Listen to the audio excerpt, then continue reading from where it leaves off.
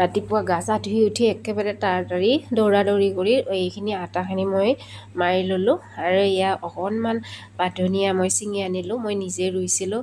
আৰু ৰাতিপুৱাই আজি বজাৰ কৰিলে ভাইটিয়ে, এইখিনি মাংস আনিব দিছিলোঁ তাক।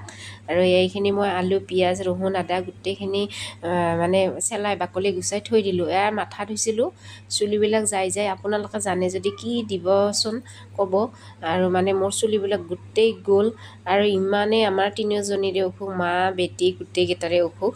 এয়া মাথা এটা ধুই দিলোঁ, সৰু গুণগুণকো মানে গা পা ধুৱাই দিলোঁ। এয়া ৰুটি আলু চয়াবিনৰ তৰকাৰী বনাইছিলোঁ ৰাতিপুৱা, এই খোৱালোঁ। আৰু লগতে তাই গাখীৰো খাইছে, তাইৰো জ্বৰ, কিন্তু যোৱাকালিৰ পৰা জ্বৰ উঠোৱা নাই।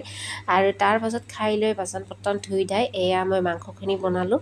আজি মই মাংসৰ ৰেচিপি নিদিলোঁ, একদম গা বেয়া মন বেয়া, সেইকাৰণে ভাবিলোঁ কি আজি মোৰ এইটো প্ৰথম ব্লগ, মানে মিনি ব্লগ এটা আৰম্ভ কৰিছোঁ। আৰু কেনেকুৱা লাগে জনাবচোন আপোনালোকে।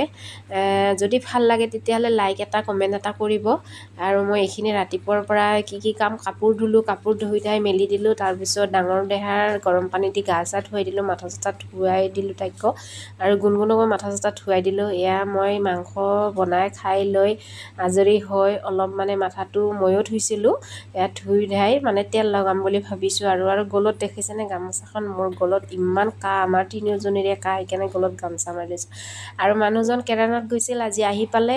আহি পাই ভাত চাত খাই তেওঁ মানে অলপ অফিচত গ'ল। আৰু এয়া নাৰিকল তেল লগাবৰ কাৰণে থৈছোঁ। ভিডিঅ'টো ভাল লাগে যদি লাইক কমেণ্ট কৰিব।